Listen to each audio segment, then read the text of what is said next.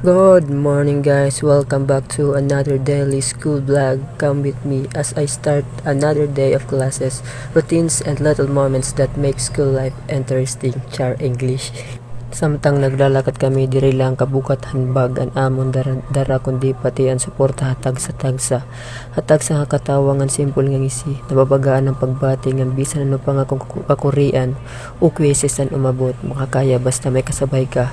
Ini nga mga sandali nga kadaman diri lang kapansin mga moment nga diri man maaramin bunga pero may dakong epekto haimo mood para bugos nga adlaw.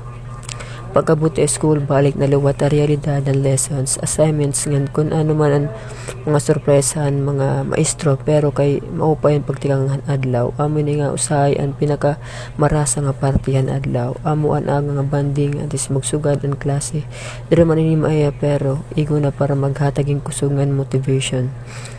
Ang kahilom ang kalsada aga. Grabe nakaka-relax good presko ang hangin ngan mahumok nga huyo pan hangin. Nagpuabas ko gaakon nga samtang naglalakad kami. Nakikita ko ang mga kasilingan nga nag-uumpisa na era adlaw. Usahay na mamayo ako nakilala ko nga nagbabalo si rahin malipay ngan kumusta gusto gud ang mga simple nga moments sugad dinhi. Kay naghatag rin positibo ngan pagbati ha pagsugod ng adlaw. Hakatapusan ini nga daily vlog nagpapahinumdum nga dira na kinahanglan ni halaba o dakong adventure para maging makahulugan usa ka adlaw. Usahay ang simple nga selfie usa nga gutiyay nga lakat usa nga kauban nga nakakapagaan ng pagbati.